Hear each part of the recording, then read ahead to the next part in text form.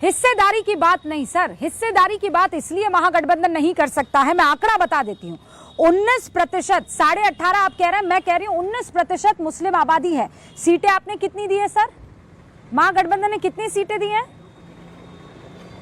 महागठबंधन ने 31 सीटें दी हैं। All right, wonderful. और 13% यादव को कितनी सीटें दी हैं? हाँ, यादवों की सीटें ज्यादा हैं, ये बात सही है, लेकिन वो राष्ट्रीय जनता दल ने ज्यादा कितनी, मैं बताती हूँ, छुपाइए मत पंकज जी, मैं बताती हूँ आपको। जो 18% मुसलमान है उसको आपने 30 सीटें दी हैं, है ना सर? 30, 31, अगर आप 31 करें, मैं 31 मान लेती हूँ। और जो 13% यादव है उनको आपने 67 सीटें दी हैं। और फिर आप कहते हैं हम मुसलमानों के पैरोकार हैं, जिसकी जितनी संख्या भारी उसकी उतनी हिस्सेदारी। You fall flat on your face sir. कहां? सब झूठ साबित हो गया। और इसीलिए अब इस मसले को मैं आगे ले जा रही हूं, जातिवाद पर ही क्या बिहार में वोट होगा क्या? हर्षवर्धन त्रिपाठी जी। रूबिका जी, मुझे लगता है कि यही कहकर ये लोग इस पिच पर फंस गए हैं। जातिवाद पर वोट हो रहा है, इसमें कोई भ्रम है क्या?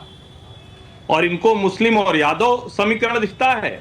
और भारतीय जनता पार्टी और जनता दल यूनाइटेड ने एक साथ बैठकर सीटें तय की, इसलिए उनको पता है कि फॉरवर्ड क्लास है, ओबीसी है, ईबीसी है, गैर यादव, सब उनके पास है। और यहीं तो जाकर पीटता है ना विपक्ष बार बार। और जब ये कहते हैं तो एक आपने बताया कि मुसलमान कितना है और उसको कितना टिकट दिया, क्योंकि ये तो कहते हैं भाई ये मुसलमानों खैर ख्वाह। दूसरा भी बताइए रूबिका जी, बिहार में 35 वर्षों से 35 ईयर्स 35 वर्षों से यादव, कुर्मी, मुसहर, उन्हीं का शासन।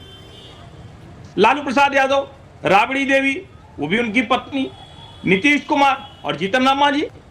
और उसके बाद अगर जब कांग्रेस के लोग जाकर कहते हैं कि वहां पिछड़ों को उनका अधिकार नहीं मिल रहा है, भारतीय जनता पार्टी में भी कौन? डेप्यूटी चीफ मिनिस्टर सम्राट चौधरी, जिसको नीतीश कुमार भी कह रहे हैं बड़े सम्राट जी बहुत जबरदस्त आदमी, फिर भी ये बोलेंगे। और मैं इसीलिए कह रहा हूं, जो विपक्ष जहर घोलना चाहता है जाति का, दोनों का फर्क समझिए। जाति के नाम पर भागीदारी, सामूहिक, सामाजिक, लेकिन कांग्रेस और जो अभी जो बताया जिस तरह से ना, वो आंकड़े लोग सुन रहे होंगे तो हंस रहे होंगे। एनडीए और गठबंधन जब बता रहे थे तो लगभग वही आंकड़े दे रहे थे और कह रहे थे कि हमने बड़ा कमाल कर दिया। ये जो जाति का जहर घोलने की कोशिश है, इसकी वजह से इस जहर को बिहार की जनता बर्दाश्त नहीं करती है। 35 साल से इन लोगों को सत्ता का मुंह देखने को नहीं मिला, और फिर 2025 में वही होने जा रहा है, क्योंकि आपने अलग अलग लड़के टिकट बांटा है। बीजेपी और जेडीयू ने, आप चाहे जो कह लीजिए कि एक दूसरे की पार्टी चला रहे हैं, क्या कर रहे हैं, दोनों ने मिलकर समीकरण के लिहाज से टिकट बांटा है, इसलिए वो ज्यादा बेहतर स्थिति में खड़े दिख रहे हैं। नहीं, और आखिरी बात, जो स्वर्ण जाति से कोई मुख्यमंत्री था वो कांग्रेस की तरफ से ही तो थे ना सर, ये हमको नहीं भूलना होगा। और आप सही कह रहे हैं कि इतने दशक गुजर गए हैं और अब तक बदहाली में अगर पिछड़ी जाति है, अगर बदहाली में ओबीसी है, दलित है, ईबीसी है, इकोनॉमिक बैकवर्ड क्लास, मतलब 100 जातियों को मिलाकर वो ईबीसी बना दिया गया है। आज भी हालत वो की वो है। लेकिन उसके एक हाँ, लाइन में कह दूं, लोग नाराज होंगे और पॉलिटिकली बहुत ये अनपॉपुलर ओपिनियन है। क्या यादव को पिछड़ा कहना ये उचित है? उत्तर प्रदेश और बिहार में यादव क्या पिछड़ी जाति में, पिछड़े उस समूह में शामिल होना चाहिए? और मैं तो अपने गांव से बताऊं, मैंने तो आज तक किसी यादव को कमजोर नहीं देखा किसी भी तरह से, और न तो कोई उसके साथ छुआछूत होता है, न ऐसा व्यवहार होता है। देखिए, एक जो सामाजिक स्थिति होती है उसमें लालू के कालखंड में बदलाव आया, और वो मैं मानता हूं कि जरूरी था, क्योंकि प्री लालू कालखंड में करीब 44% विधायक ऊंची जातियों के रहे। तब तक लालू राज में वो 44% से घट के 25% रह गए ऊंची जातियों के। नीतीश का दौर आया तो उसमें भी 26.5% ही रहे। तो लालू के पहले पिछड़े वर्ग के विधायक करीबन 29.5% थे। लालू के दौर में उनकी तादाद 43% पहुंच गई। नीतीश आए तो ये प्रतिशत थोड़ा गिरा, लेकिन 39% पे आकर रखा। एक दिलचस्प तथ्य मैं आपको बताता हूँ सारे कालखंडों में, रूबिका जी एक मिनट, सारे कालखंडों में मुस्लिम विधायकों का प्रतिशत 8 से 9 के बीच बना रहा, और दलित विधायकों का प्रतिशत 15.5 से 16.5 के बीच स्थिर रहा। ये एक बहुत बड़ा तथ्य है बिहार अरे की लेकिन हम राजनीति का, बिहार की जिसे क्यों दलित नहीं और- बात कर रहे हैं पंकज जी? हम ओवरऑल बिहार की बात करने से क्यों कतरा रहे हैं, ये बताइए। और आप ही बिहार का ही लोगों की बता रहा हूं लंबे मैं समय तक आपको। सत्ता रही है ना पंकज जी।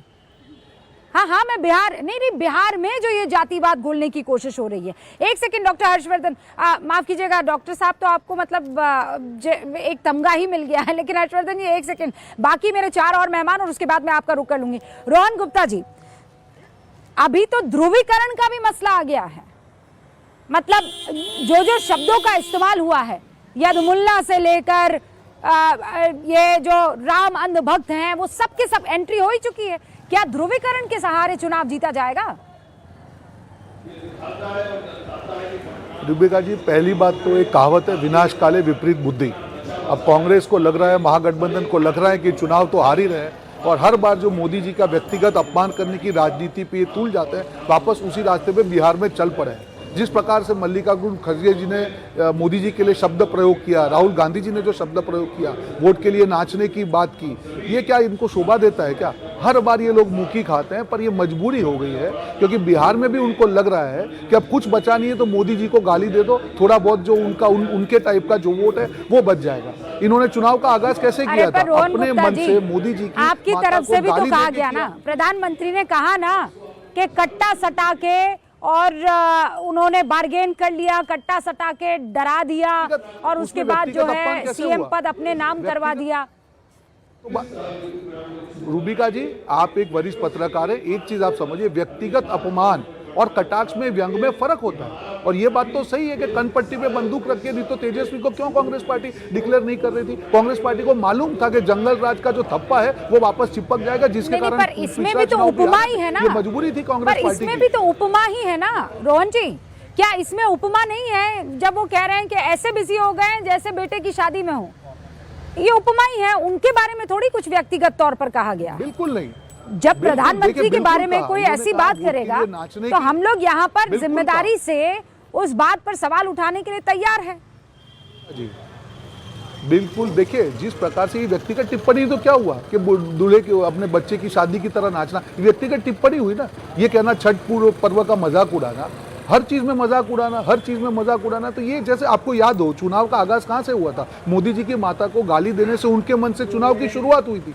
तो ये व्यक्तिगत अपमान नहीं है तो क्या है, मुझे बताइए। हाँ। और बिहार की जनता उसका अच्छा, लेकिन इसके बिटवीन द लाइंस रीड करने की कोशिश कर रही हूँ बेलारी जी। ये खड़गे जी का ये कहना क्या ये बताता है कि प्रधानमंत्री नरेंद्र मोदी जितना यहाँ पर रहेंगे उतना मुश्किल वाला काम हो जाएगा महागठबंधन के लिए? और यही वजह है कि वो ये कह रहे हैं कि भैया इतनी रैली काहे कर रहे हो, मत करो। नहीं, खड़गे जी क्या करते हैं उससे मुझे मतलब नहीं है। खड़गे जी का वो कहना हो सकता है कि उसको अब दूसरे तरह से भी देखा जा सकता है। वो ये कहना चाहते हो कि इस बेटे की शादी की तरह यहाँ जुटे हुए हैं ताकि नीतीश कुमार को यहाँ से हटा करके बीजेपी की प्राण प्रतिष्ठा करनी है, इसलिए यहाँ रहना जरूरी होगा। क्योंकि वो तो मन बना चुके हैं, नीतीश शाह जी ने बना लिया है कि यहाँ हमारी बीजेपी की सरकार होगी, नीतीश का अब कोई काम नहीं है। कल ललन बाबू ने भी इशारा कर दिया कि मुख्यमंत्री का चुनाव जो है। नहीं बेलारी जी, मैंने आज भारतीय जनता पार्टी के राष्ट्रीय अध्यक्ष से बात की है, वो खुद ये बात बोले हैं कोई वैकेंसी नहीं है। रूबिका जी, हम लोग यहाँ पर नियम कायदे से चलने वाली पार्टी है, और कायदा ये कहता है कि विधायक दल के नेता के तौर पर जब चुने जाएंगे नीतीश बाबू तो उनको सीएम बनाएंगे। अब टेक्निकली वो बात गलत तो नहीं कह रहे हैं ना, वो कह रहे हैं कोई वैकेंसी नहीं है सीएम की। इसकी बिटवीन द लाइंस भी तो रीड करेंगे ना आप?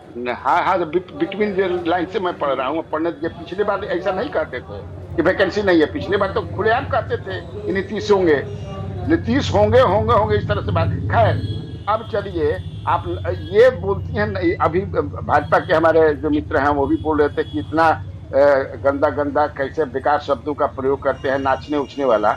ये आप भूल जाती हैं कि प्रधानमंत्री ने कहा कि लालटेन वाले मुजरा कर रहे हैं, इसको भी थोड़ा सा बताना चाहिए ये कैसा शब्द है मुजरा का। और दूसरी बात, अभी हर्षवर्धन क्या बात कर रहे हैं? अभी मैंने सवाल पूछा है ना बेलारी जी, अभी तो क्रॉस क्वेश्चन किया है मैंने कि आपकी तरफ से भी इसी तरीके के। अरे तो अब वो आपने याद दिला दिया, जोड़ दीजिए, उसमें क्या बात होगी? लेकिन यही प्रश्न किया गया है कि ऐसी शब्दावली की कट्टा की सटा देंगे, क्या जरूरत पड़ जाती है, क्यों बोलना पड़ जाता है? अच्छा बताइए, ये तो सवाल पूछा है, कोई सवाल पूछने से कतराएगा थोड़ी।